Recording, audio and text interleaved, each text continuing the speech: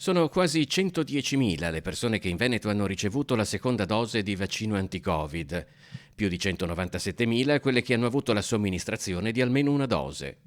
Al momento, dall'inizio della campagna vaccinale, sono state somministrate più di 307.000 dosi. Le ULSS di Treviso e Padova da sole ne hanno fatte oltre 100.000. Dalla sede della Protezione Civile di Marghera, l'assessore regionale alla sanità Manuela Lanzarin ha ricordato i punti del cronoprogramma.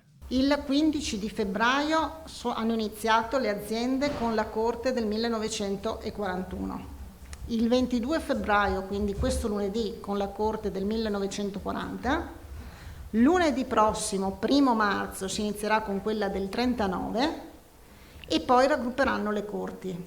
E questo quindi per i vaccini Moderna e Pfizer. Contemporaneamente è iniziata con AstraZeneca la vaccinazione del personale scolastico, prima le scuole dell'infanzia, il segmento 0-6 anni, da lunedì anche tutte le altre scuole di ordine e grado.